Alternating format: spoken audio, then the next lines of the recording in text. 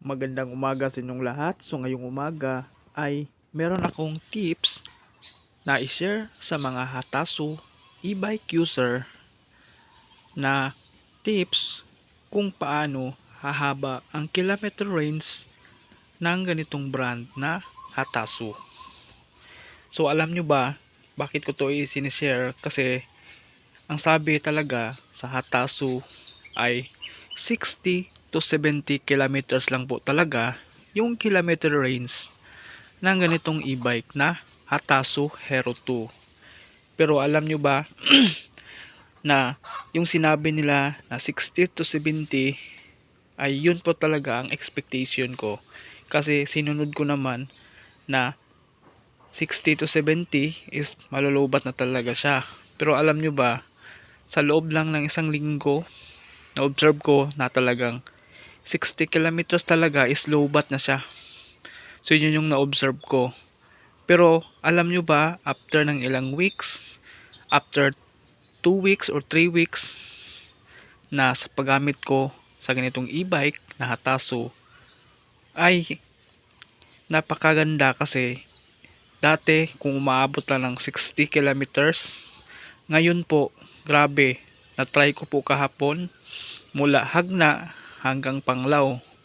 So, umabot na po siya ng 80 kilometers pero hindi pa siya lobat. Grabe, isipin mo yon, 80 kilometers. Ganun kalayo yung posible na kilometer range na itatakbo ng ganitong e-bike na Hatasu. Pero itong tips na share ko sa inyo ay based po sa aking personal experience. So hindi po to haka-haka o invento lang. So ito po ay talagang nangyayari.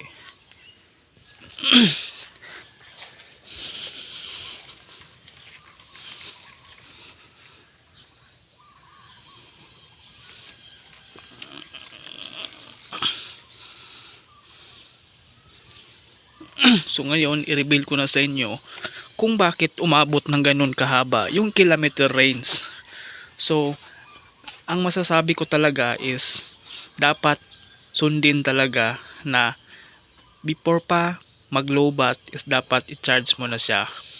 Hanggat maaari, huwag mo nang ipa-drain masyado na talagang nagbi-blink na yung charging nyo na maka-display. Kasi nung unang linggo ko, sinagad ko siya mula Panglao to Valencia, is talagang naglulubat na siya. So yun na yung expectation ko na talagang hanggang doon lang yung kilometer range niya na itatakbo. Pero pagdating ng ilang weeks sa pag-try ko na i-charge ko, tapos ibiyahe ko Panglao to Tagbilaran, tapos biyahe pa ko ng Panglao to Mudala.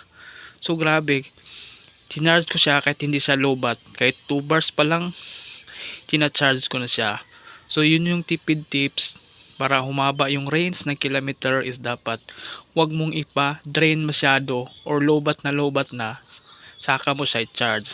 Kasi nakakapikto po sa kanyang performance pag talagang drain na drain at saka mo na i-charge. Mas maganda kung mag 1 bar na siya or 2 bars, pwede mo na po siyang i-charge.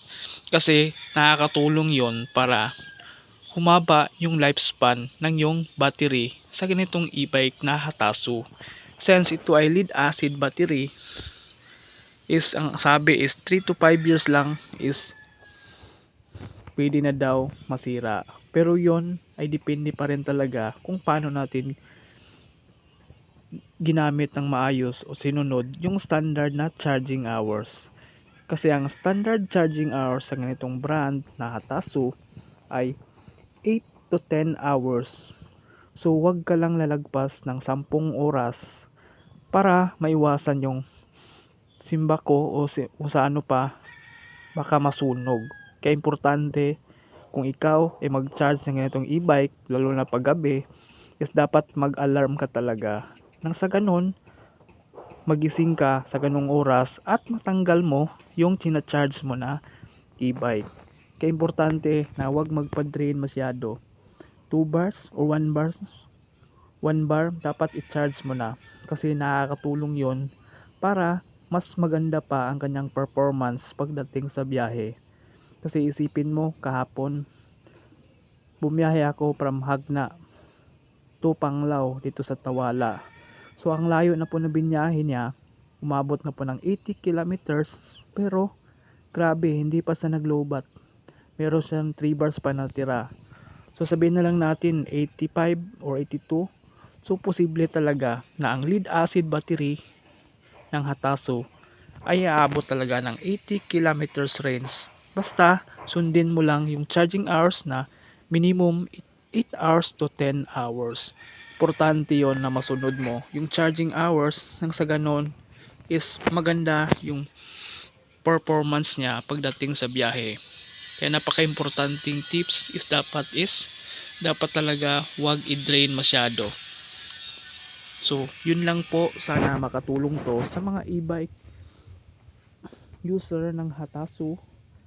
So, grabe, wala akong pinagsisihan kasi based po sa akong experience ngayon sa mahal ng presyo ng gasolina at saka diesel ay talagang madaming apektado ngayon. Kaya mapanegosyo, mapatricycle driver, jeepney driver o mga negosyante, lahat po ngayon ay apektado dahil sa mahal ng gasolina. So isipin mo yon kung gaano katipid ang ganitong brand na Hatasu. Kasi ako, nung wala pa akong e-bike ay talagang yung pamasahe ko talaga is mahigit 400 pesos yung balikan. Kasi from Panglao to Tagbilaran is 50 pesos yung pamasahe noon. So ngayon di ko na nga alam kung magkano, kung nag-increase na ba talaga.